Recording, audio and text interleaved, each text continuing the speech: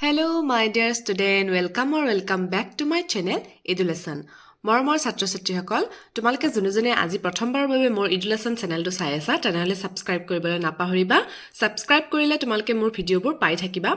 আৰু যোনে যি মানে তোমালোকৰ কোৰ্সত লগা বস্তু আছে, যাৰ কিবা লিখা হোৱা নাই, কিবা প্ৰবলেম পাই আছা, বুজি পোৱা নাই, লিখা হোৱা নাই, তেনেহলে তোমালোকে মোক কমেন্টত জনাবা যে এইটো লেসনৰ এইখিনি প্ৰশ্ন উত্তৰ দিব লাগে মেম বা এইখিনি মই পাৰা নাই, এনেকৈ তোমালোকে কমেন্টত নিশ্চয় ক'ব পাৰিবা। মই তোমালোকক সলভ কৰি দিবলৈ চেষ্টা কৰিম। যেহেতু লাষ্ট ভিডিঅ'ত মই তোমালোকক সপ্তম শ্ৰেণীৰ হিন্দীৰ 15 পাঠৰ अपनी कमाई এই চেপ্টাৰটো তোমালোকক অসমীয়া বুজনি দিছিলো। আশা কৰিছো তোমালোকে বুজি পাইছা। যদি বুজি পোৱা নাই তেতিয়াহলে আকৌ মোক কবা কমেন্টত, আকৌ মই ধুনীয়াকৈ বুজাই দিম। আজি তোমালোকক মই প্ৰশ্ন উত্তৰসমূহ দিবলৈ ওলাইছো, গতিকে বলাচোন আমি প্ৰশ্ন উত্তৰসমূহ চাই লওঁ। ইয়াত 1 নম্বৰত अभ्यासमालात 1 নম্বৰত দিয়া আছে सही उत्तर सुनो और फिर से लिखो। अमीर बाप का बेटा, यात 4টা ऑप्शन दिया আছে। परिश्रमी था, कर्मवीर था, बुद्धिमान था, आलसी था। निश्चयকৈ আমি পাঠত পাই আহিছো কি হ'ব आंसर आलसी था। 2 नंबर अमीर बाप कैसा था? पंडित था, व्यवसायी था, अनुभवी था, आलसी था। इटुर आंसर হ'ব ग नंबर अनुभवी था। 3 नंबर माँ को कहाँ भेज दिया गया? तीर्थ यात्रा पर, मायके, बेटे के घर, सिनेमा देखने। इटुर आंसर হ'ব ख नंबर मायके। 4 नंबर बहन को कहाँ भेज दिया गया? ससुराल, मामा के घर, घूमने के लिए, सहेली के घर। इटु হ'ব क नंबर ससुराल।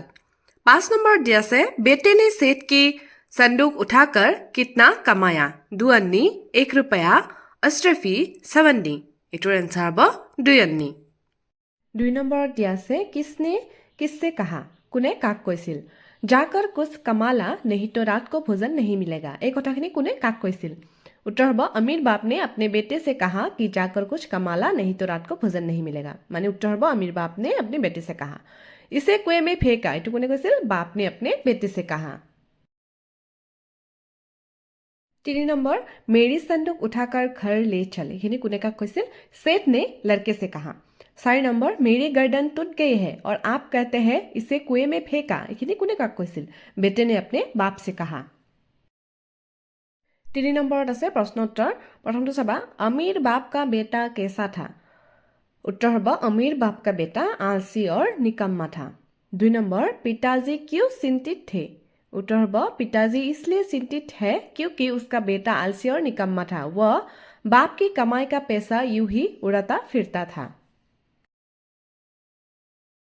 3 नंबर बाप ने बेटे को कौन सा आदेश दिया? उत्तर होगा बाप ने बेटे को आदेश दिया कि जाकर कुछ कमा आए, नहीं तो रात को उसे भोजन नहीं मिलेगा। 4 नंबर पहले दिन बाप का आदेश पाकर लड़के ने क्या किया? उत्तर होगा पहले दिन बाप का आदेश पाकर लड़का सीधे अपने माँ के पास गया और रोने लगा। 5 नंबर छबा दूसरे दिन लड़का किसके पास जाकर रोने लगा? उत्तर होगा दूसरे दिन लड़का अपने बहन के पास जाकर रोने लगा। 6 नंबर माता और बहन के घर में न होने पर उसकी मदद किसने की? माता और बहन की घर न होने पर उसकी मदद उसने अपने आप की, अर्थात पैसा कमाने के लिए वह खुद मजदूरी खोजने गया और एक सेठ का संदूक उठाकर उसने 2 अन्नी की कमाई की। 7 नंबर अंत में लड़के ने बाप का आदेश क्यों नहीं माना? अंत में लड़के ने बाप का आदेश इसलिए नहीं माना क्योंकि इस बार उसने खुद की कमाई से 2 अन्नी कमाई थी। 4 नंबर प्रश्न सभा अनुभवी बाप सब कुछ समझ गया, इसका मतलब क्या है? अनुभवी बाप कैसे सब कुछ समझता है? उत्तर होगा अनुभवी बाप सब कुछ समझ गया का मतलब है कि बाप जानता है कि खुद की कमाई का मोल क्या होता है। बेटे ने बाप के आदेश पर जिस आसानी से कुएं में अशरफी और 1 रुपये को फेंक दिया था, उसको देख बाप समझ जाता है कि यह कमाई उसकी खुद की नहीं है। अगर वह उसकी खुद की कमाई होती तो वह ऐसा कभी नहीं करता। 5 नंबर सभा अंत में आदेश न मानने पर भी बाप ने बेटे को कारोबार क्यों सौंप दिया? उत्तर अंत में आदेश न मानने पर भी बाप ने बेटे को कारोबार इसलिए सौंप दिया क्योंकि उसे समझ में आ चुका था कि मेहनत की कमाई क्या होती है। जब उसने पसीना बहाकर गर्दन तथा पीठ के दर्द को सहकर 2 अन्नी कमाया तब जाकर उसकी अकल ठिकाने आई।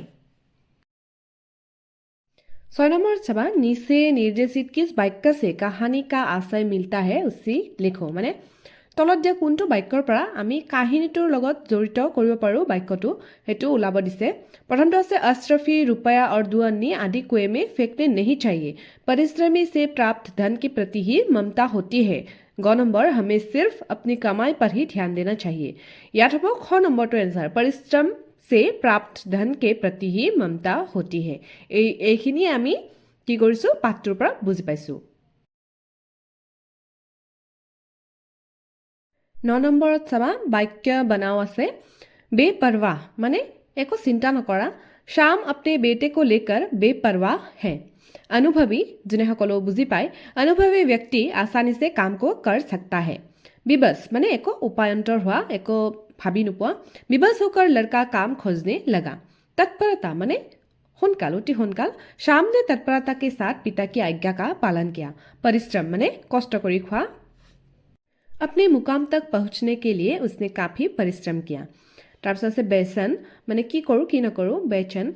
बेटे को लेकर माँ बेचैन हो उठी। सहायता माने सहाय करा। हमें एक दूसरे की सहायता करनी चाहिए। तार पिছত 10 नंबर আছে विपरीतार्थक शब्द लिखो। विपरीत शब्द लिखिবলৈ দিছে अमीर गरीब आलसी परिश्रमी प्रातःकाल रात्रिकाल शोक हर्ष एक अनेक रोना हंसना।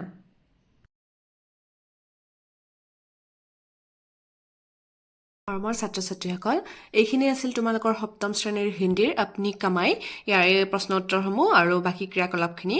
আশা কৰিছো ভিডিঅ'টোৰ পৰা তোমালোকে লাভান্বিত হ'বা। আকৌ এটি নতুন ভিডিঅ'ৰ সৈতে লগ পাম। আজিলৈ ইমানেই।